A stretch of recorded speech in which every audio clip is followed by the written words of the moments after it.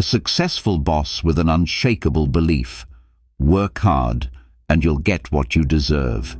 He paid his employees fairly, expected them to put in the effort, and never questioned what happened after they clocked out.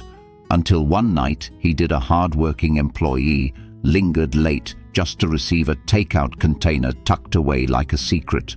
But when he unknowingly followed her home that night, what he saw shattered everything he thought he knew about work success and the cost of survival. And for the first time in his life, he wasn't sure if hard work was enough.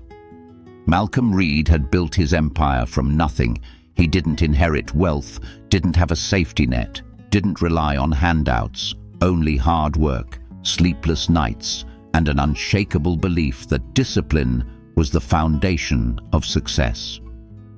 Reed Logistics, his brainchild, had started as a one-man trucking operation in Atlanta, Georgia, and over the years it had transformed into a formidable name in the industry, with fleets running across the country. People respected him, feared him. Even he was known as a man who never missed a deadline, who pushed his employees hard but paid them well. If you worked at Reed Logistics, you worked to win. That was the rule, that was the only way. But even a man like Malcolm, with all his convictions, had blind spots that night as he sat in his glass-walled office reviewing the quarter's performance metrics. Something outside caught his eye. The building had mostly emptied by now. Now only the cleaning crew remained, making their rounds. Yet in the dim glow of the break room down the hall, a figure lingered. Naomi Hayes. He knew her, though not personally. She was one of those employees who never made noise, never slacked off, never needed a second reminder. If there was overtime available, she took it. If shifts needed coverage, she was there. The kind of worker every employer wanted, the kind who didn't ask for favors. Which was why what he saw next didn't sit right with him. Naomi stood near the food counter, her posture uncertain, shifting her weight from one foot to the other, as if debating whether she should even be there. The cafeteria had closed hours ago, yet she approached the cook, a man Malcolm barely knew but recognized from the few times he'd grabbed a late-night coffee. Their conversation was brief, hushed, too quiet for Malcolm to hear, but the way the cook's brows knitted together, the way he hesitated before finally reaching under the counter for a takeout Kona told Malcolm all he needed to know. Naomi's shoulders dropped in what looked like relief as she murmured a thank you, quickly stuffing the container into her oversized tote bag before glancing around, checking to see if anyone had noticed. Then she turned, walking briskly toward the exit, head down, pace hurried but deliberate. Malcolm leaned back in his chair, fingers tented in front of him, staring at the now empty cafeteria. He wasn't the type of boss who meddled in his employees' personal lives. That wasn't how he ran things. You worked hard, you got paid, simple fare. But Naomi worked more than most. She pulled double shifts, sometimes even triple. If anyone should have been able to afford a meal, it was her. So why did she have to ask for one? The thought gnawed at him, unsettling in a way he couldn't explain. Maybe it was nothing.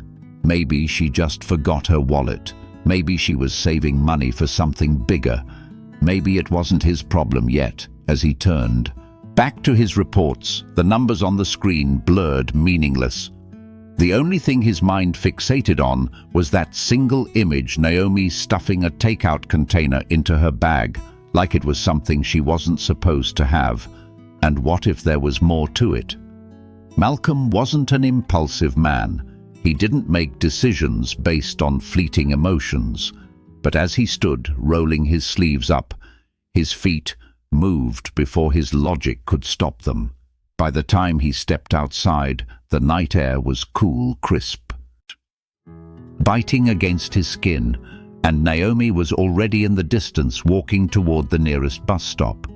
No car keys, no waiting ride, just her and the weight on her back. Malcolm hesitated. This was crossing a line, and yet when the next bus arrived and Naomi stepped on, he found himself doing the same. The bus rattled forward, its dim overhead lights flickering every few seconds, casting brief flashes of harsh white across the rows of mostly empty seats.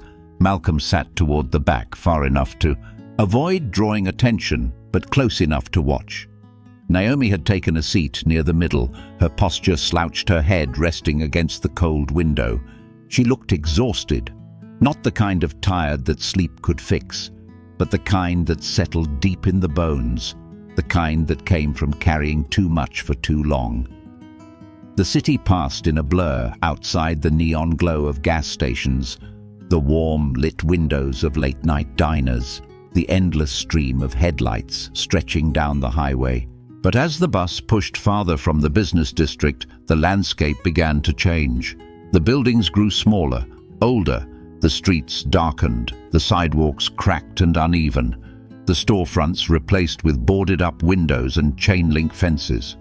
Malcolm realized then that he had never been to this part of Atlanta.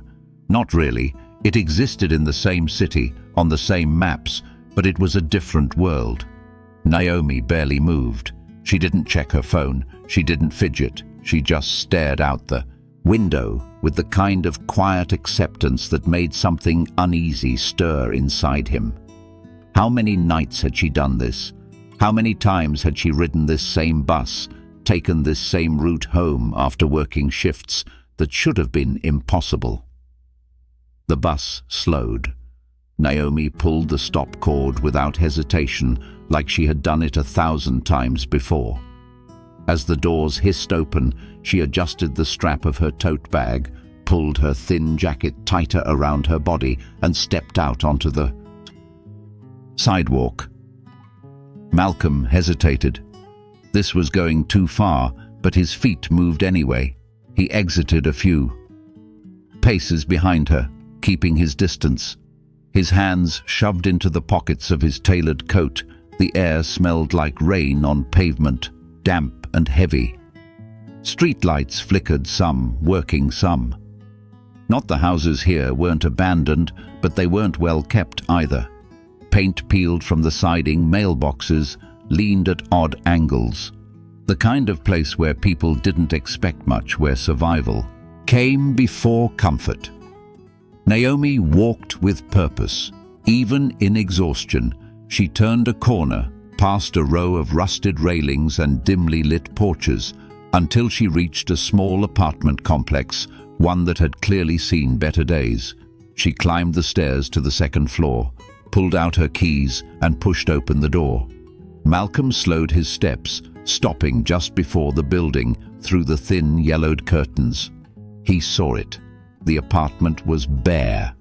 Now, not the kind of bare where someone had just moved in, but the kind where someone had been living with nothing for a long time. No couch, no dining table, no signs of comfort. Just a single mattress on the floor, a few blankets, a plastic crate with neatly folded clothes stacked on top, and then two small heads peeked out from the side of the mattress. Children.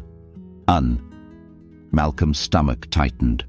Naomi knelt beside them, her MVE movements slow but careful, her exhaustion pushed aside the moment she saw their faces.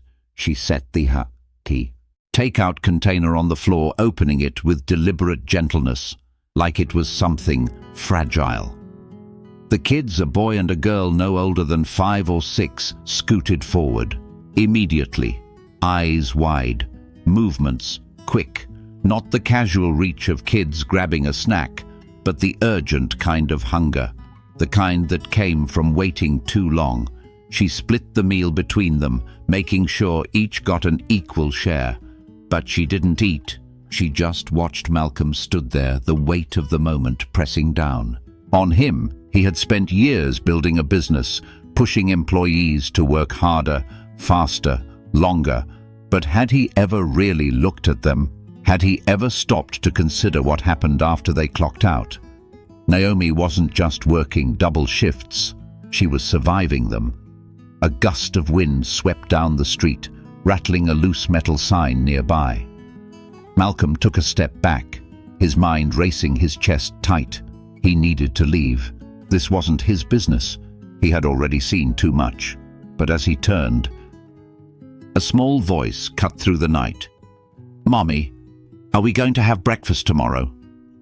Malcolm froze. Naomi hesitated just for a second. Then, with quiet certainty, she smoothed her daughter's curls back from her face and whispered, "Of course, baby. I'll figure it out." She smiled, but Malcolm saw it for what it was. It wasn't real. It was a shield, a fragile thing meant to comfort someone else, not herself. And just like that, something inside him shifted, because this wasn't just an unfortunate situation. This was a broken system, and for the first time he wasn't sure if just working hard was enough to fix it. The next morning, Malcolm sat at his desk staring at his laptop screen, but the numbers in front of him blurred into meaningless shapes. For the first time in years, work didn't hold his focus. His mind was somewhere else, in a dimly lit apartment on a cold floor, watching two hungry children eat from a takeout container their mother had to ask for. He had spent the night turning it over in his head, trying to rationalize it, trying to convince himself that he had no obligation to get involved. Naomi had a job. She worked hard. He paid his employees fairly. If she was struggling, that wasn't on him. That was life. That was the way the world worked. Except that logic felt hollow. Now, a soft knock at his office door pulled him back. His assistant peered inside. Her expression unreadable. "Naomi Hayes is here to see you," she said. Malcolm straightened, his expression smoothing into something neutral. He had spent the past hour debating whether he should be the one to call her in, wondering if there was a way to bring up what he had seen without making her defensive. But now she was here of her own choice. That meant something. Sent her in, the door opened, and Naomi stepped inside, moving like someone bracing for impact. She looked just as exhausted as she had the night before, but there was something else in her eyes now. A quiet weariness, a hesitation that hadn't been there before. She sat across from him, her hands folded neatly in her lap, her posture too rigid, too controlled. "You wanted to see me, sir?" Her voice was steady, professional, not a hint of emotion. Malcolm studied her for a long moment, debating how to start. He had rehearsed a dozen different ways to approach this, but now sitting across from her, none of them felt right. So finally, he just said it. "I saw you last night." Naomi stiffened. It was slight, barely noticeable, but Malcolm caught it. "Excuse me, I followed you home." The words came out even careful, but there was no easy way to say it. Her reaction was instant. A sharp inhale, a flicker of something across her face. Confusion, then anger, then something colder. Her fingers curled into fists, but she didn't move, didn't lash out. I don't understand," she said, but her voice had changed. It wasn't steady anymore. It was tight, controlled, like someone trying not to panic. "I saw you take that food home," Malcolm continued, keeping his voice calm, steady, giving her space. "I saw your apartment, your kids." Her breath hitched, and just like that, the wall came up. Her expression shuttered, her shoulders squared, and suddenly the woman sitting in front of him wasn't just Naomi Hayes, his employee. She was a mother protecting her children, a fighter refusing to break someone who had been through this conversation before and knew exactly how to handle it. "This isn't." She started shaking her head already, preparing her defense. "I don't need." "I'm not here to judge you," Malcolm interrupted, leaning forward slightly. "And I'm not here to pity you either." Naomi looked at him, then really looked at him, as if trying to gauge whether or not he was lying. She was used to being dismissed, used to being told to work harder, used to people looking at her and seeing a problem instead of a person. "I'm here because I should have seen it sooner," Malcolm said, "and I want to fix it." Naomi swallowed hard, blinking rapidly, like she was trying to keep herself from showing too much. "You don't have to do this," she whispered. "Yes, I do," Malcolm said firmly. Silence settled between them, thick and heavy.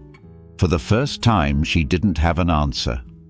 Malcolm reached into his desk drawer, pulling out a thick envelope, and slid it across the desk toward her. Naomi's eyes flicked to it, but didn't move. "This isn't charity," Malcolm said before she could protest. "This is an investment in you, in the people who make this company run."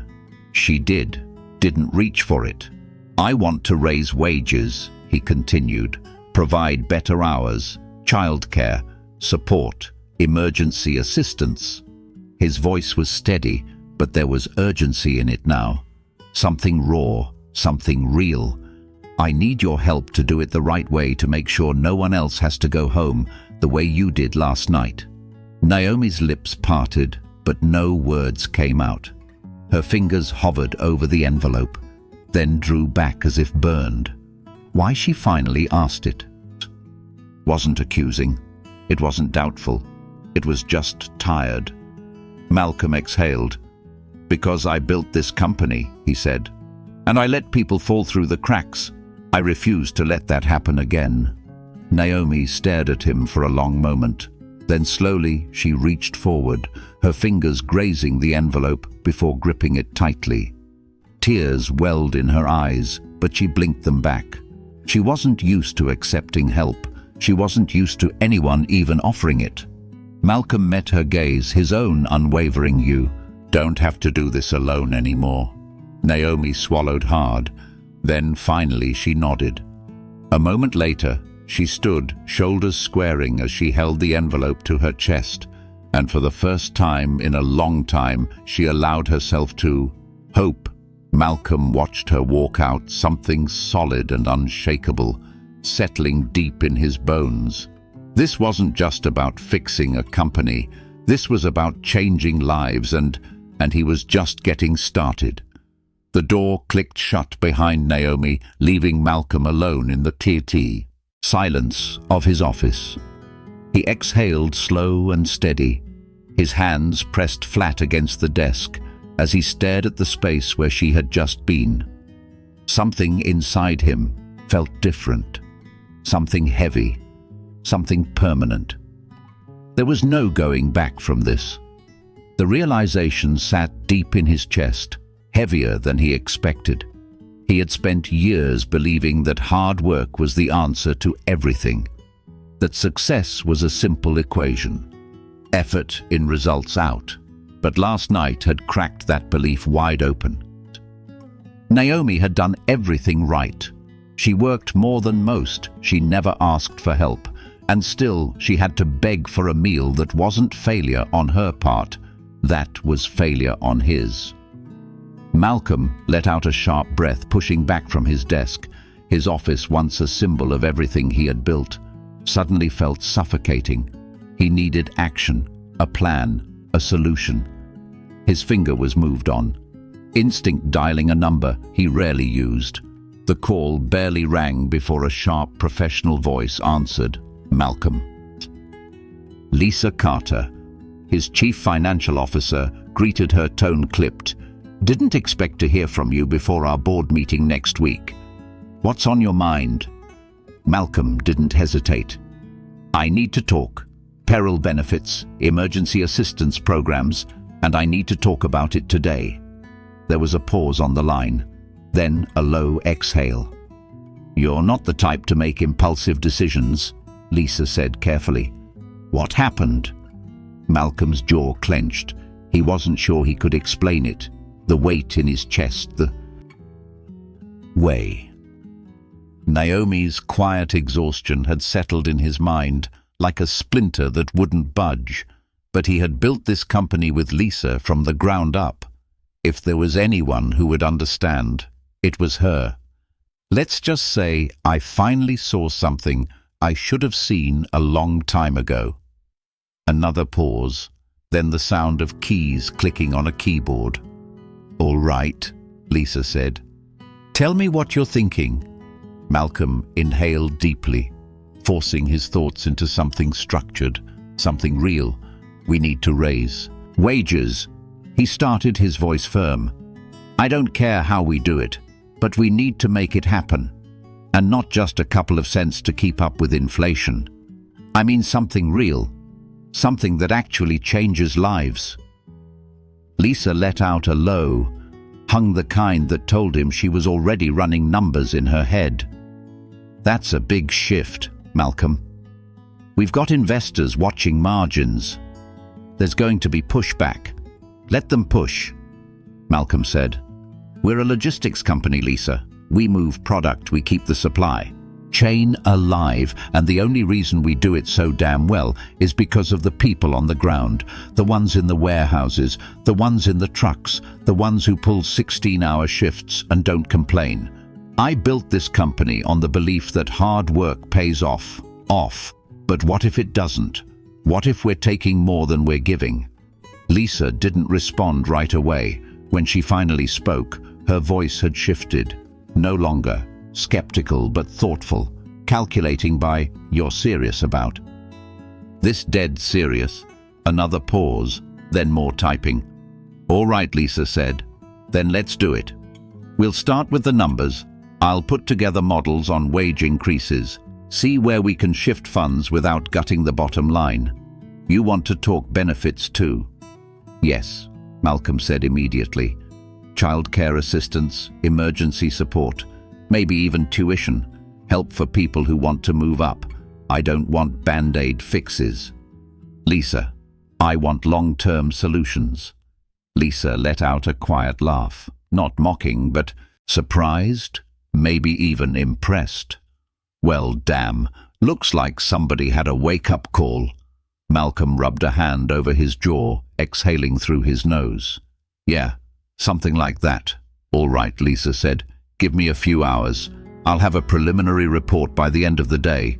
But Malcolm, if we do this, you know it's going to be a fight, right? The board, the investors, even some of the managers, they're not all going to be on your side." Malcolm's grip tightened around his phone. He thought of Naomi sitting in his office, her hands clenched in her lap, her voice barely above a whisper when she said, "You don't have to do this." "Then we fight," Malcolm said. Lisa chuckled. "Damn right we do. I'll call you when I have numbers." The line went dead. Malcolm exhaled, leaning back in his chair. But for the first time in a long time, the weight in his chest didn't feel like pressure. It felt like purpose. This wasn't just about business anymore. This was about doing the right thing, and for the first time in his career. Malcolm Reed was about to bet everything on the people who made his company what it was. The boardroom was silent, the kind of silence that felt sharp, edged with tension, thick with unspoken resistance.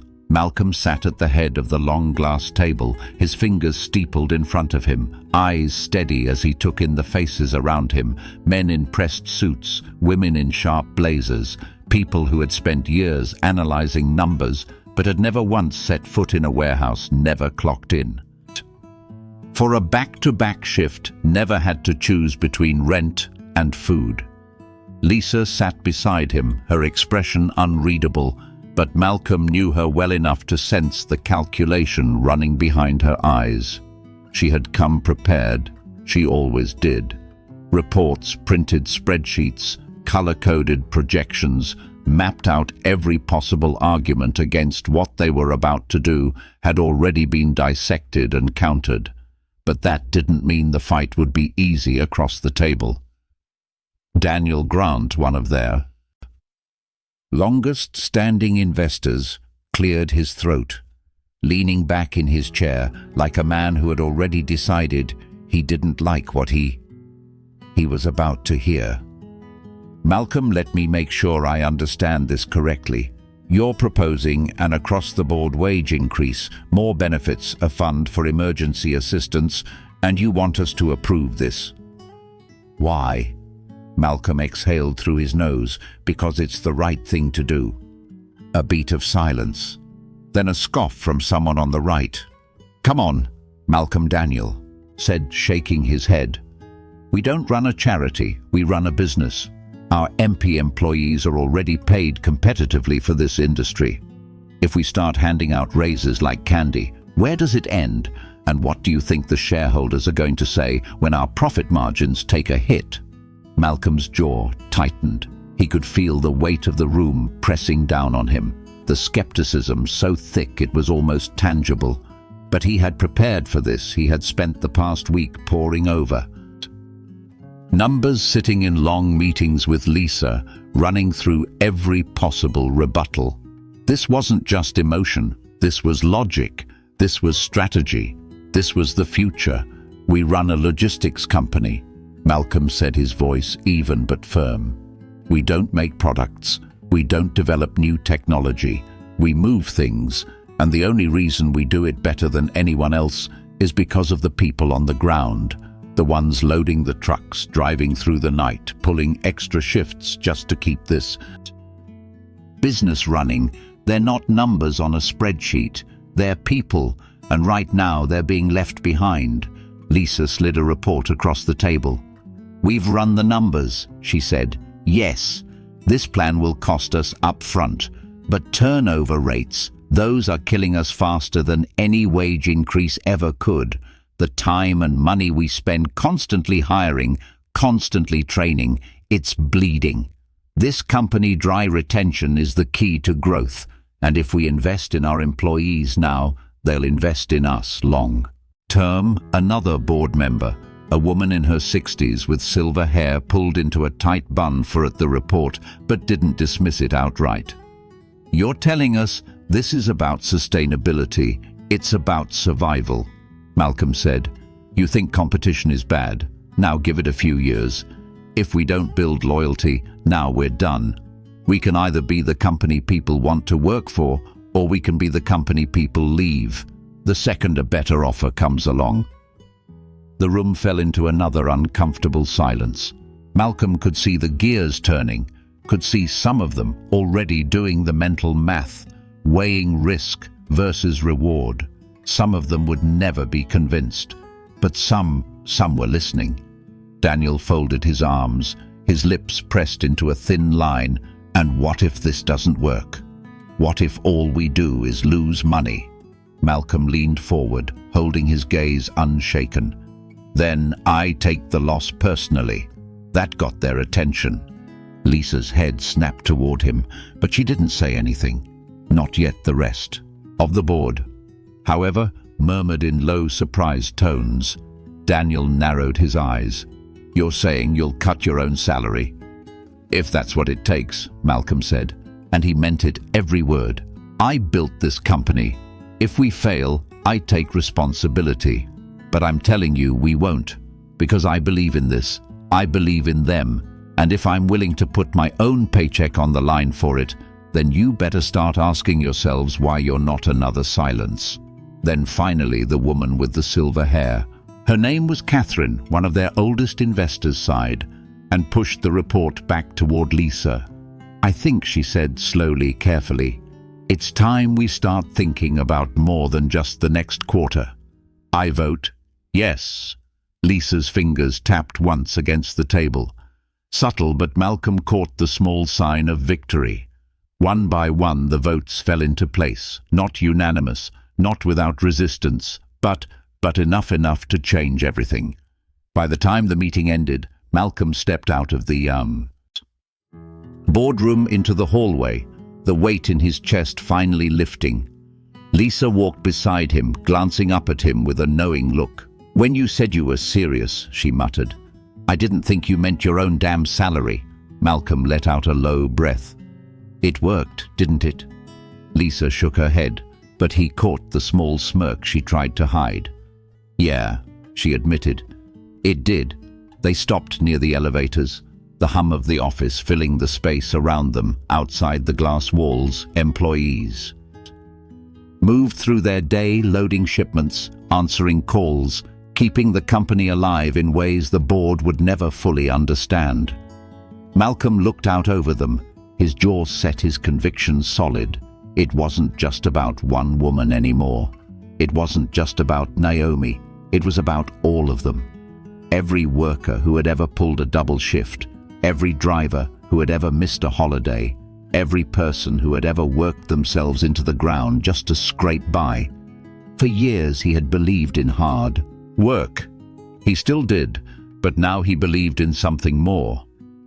"All right," Lisa said, crossing her arms. "Now that we've got approval, who's telling the employees?" Malcolm exhaled, rolling his shoulders back. "I am." Lisa raised a brow. "You sure this is going to be a shock?" "Yeah," Malcolm said, nodding. "Already stepping forward, already ready for the fight ahead, and I want them to hear it from me. Join us to share meaningful stories by hitting the like and subscribe buttons. Don't forget to turn on the notification bell to start your day with profound lessons and heartfelt empathy.